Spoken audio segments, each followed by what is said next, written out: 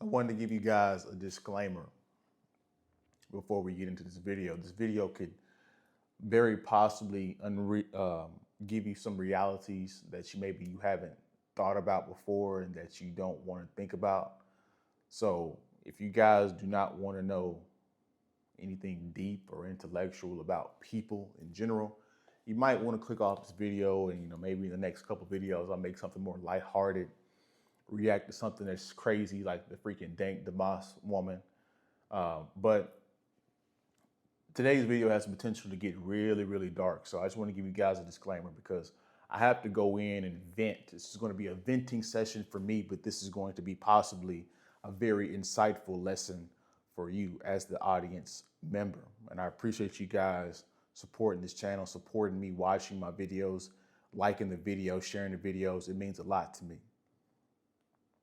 So the fickleness of people, you have to understand that life itself, people, dealing with life, the harshness of the world is a mental game.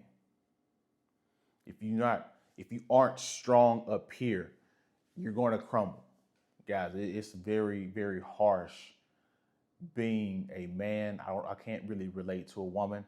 I'm sure being a woman is very tough, but as a man, from a man's perspective, you're in for a doozy in life. So there's some harsh truths that you need to accept and get over now in your young age so that you can have a better understanding and an easier go of it, because it's hard to learn certain hard truths later in life because they're harder to accept.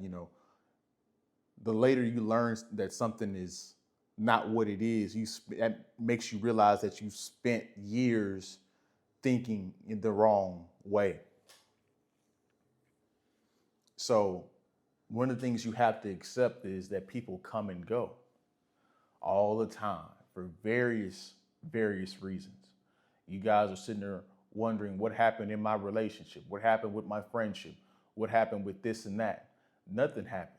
It was just time for the relationship to end. And most of the times, if you're a person like me, you didn't do anything wrong. It's usually the other people. You know what I'm saying? I'm not the person to start the fight, so I'm not the person to end the relationship because of something stupid. But we see this all the time, and we have video proof through TikTok and all this kinds of stuff all the time. So people are going to come and go in and out of your life. We're going to be in for a season and out for a season. And it's crazy. Nothing is ever really guaranteed on this planet. So just having that general view about life in general. Nothing is guaranteed. Even whenever you're thinking through a strategic possibility of this and that, you have to realize that nothing is guaranteed. So you guys know I live in the city. I've moved to the city. I'm not from the city. I'm from a little smaller town. Then I moved to College Station for a minute because that's where I was going to school. And that's kind of like a smaller area. It's a little bit bigger than what my hometown is, but it's still not city. I'm in the city now. And unfortunately, since I've moved to the city, I've developed a new disdain, a new distrust for people, because I've noticed people in the city that some of their behavior patterns are drastically different. I'm going to explain to you why and what my theory is as to why people act different in the city versus smaller towns. One of the biggest things I notice is a lot of people in the city have a more of a disregard for human life. It's actually quite sickening. You see this with driving. People will literally cut in front of an 18-wheeler that's carrying a 20, 30,000 pound load and jump right in front of him and think he can stop on an abrupt stop without jackknifing or without smashing the car. Wrecks are everywhere. If you live in the bad parts of the city, you definitely will come across some crime. So this disdain for this disdain for human life stems from, I think, people being stacked on top of each other in forms of higher condensed populations of people being around each other in such close proximity in apartments and in traffic. There's so much going on in the human mind that the only way that you have to rationalize it and get away uh, and deal with it is to be selfish. That's part of city psychology. And the reason why I can fight it and I can talk about it is because I was raised in the small city. And so if you were raised in the city, you probably know that, you should zig and zag and cut in front of people just to get what you want and all this, whatever. But people are often definitely more rude in the city. And it kind of is what it is. I'm not asking people to be more nice. I'm just kind of accepting what people actually are. We're going to get to that point in just a second. That's a key understanding you have to understand about people and the fickleness of people is to accept them for what they are. But then you often realize that people often overestimate what they actually are. You have women thinking that they're hotter than what they actually are, not realizing that a lot of men will sleep with women that even if they're not their most attractive type that they want to settle down with, they would still sleep with them. Women don't understand that. And so that they have that sexual interaction with a higher tier guy and they think they can pull a higher tier guy when in reality, they're just getting smashed and dashed and she's adding mileage to her body and it's not resulting in anything, which is why that same woman, when she gets 30, 35, she's tired of getting pumped and dumped and she says no hookups on the dating app in the bio section because she's finally come to that realization. So people overestimate themselves, the importance of themselves. A lot of men think they should be able to have sex because they're just a man. It doesn't work like that. It's never been like that. The most annoying thing when you're dealing with people in general, especially in this society of people, you guys ever notice the texting, how stupid texting is? Texting is the most stupidest thing in the world. You have people that will pretend they didn't see your message and reply to you days later or reply to you 6, 7 hours later. People often overestimate how important they are. Everybody thinks they're more important than what they actually are. And that's one of the little power games that people use over you. Well, you're not that important, so I'm going to reply to your text, and then you get mad when the other person realizes that you're full of shit and that they let you go, and the next thing you know, you have no people around you because people have detected that you're full of it. People overestimate themselves, and it shows up in everywhere.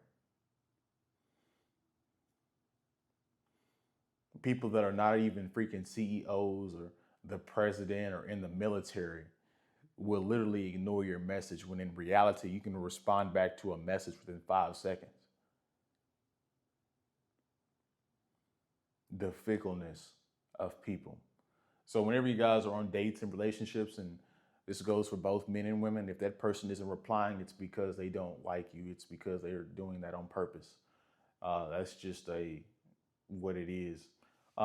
Accept people for what they are.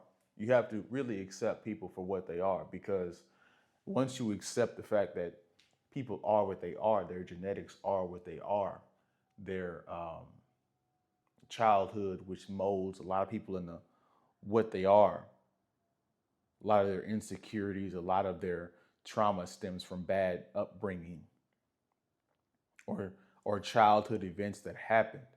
Once you realize that, you have to accept people for what they are. Because if you accept people for what they are, you know not to trust people in certain situations.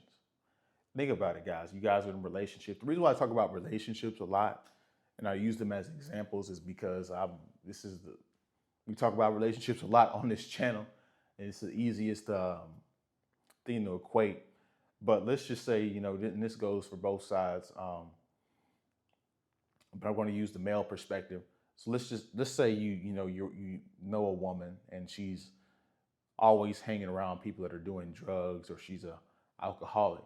Well, the thing you have to understand about these situations and in these environments, guys, when there's drugs, alcohol, music, whatever going on in the same environment, that means there's some more likelihood of violent behavior because people are intoxicated with something. And when they're not sober, you always have those individuals that are angry drunks and angry drug addicts that um, are fighting some trauma that they're trying to escape, and it comes out.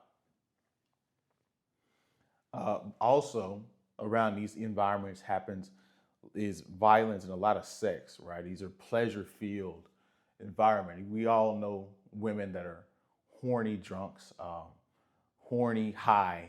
Whenever I see people say they used to smoke, and they're drinkers, I'm like, yeah, you're a horny high.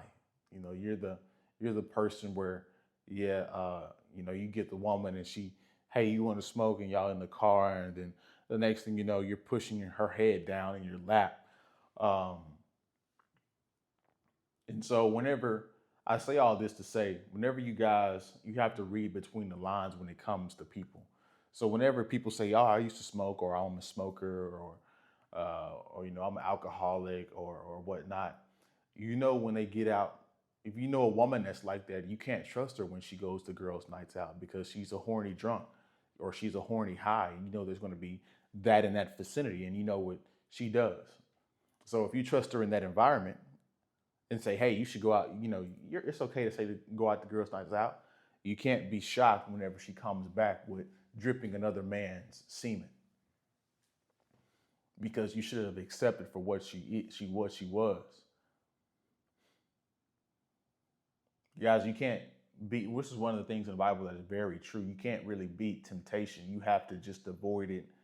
And 90% of the time, and that 10% of the time, you can fight it off. That 10, 15, 20% of times, you can fight it off. You have enough strength for that. But if you come across it each and every day, you're going to crumble. And so not only does that go for you, but it goes for other people as well. So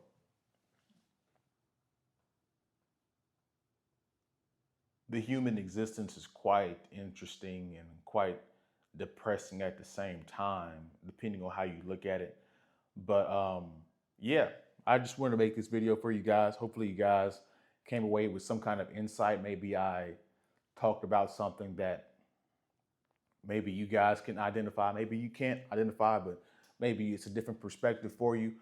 Either way, I hope you guys gained some value out of this. I appreciate you guys watching to the end. You guys don't forget to like, comment, subscribe, share the video if you like the video, and I will see you guys in the next one, man. Peace.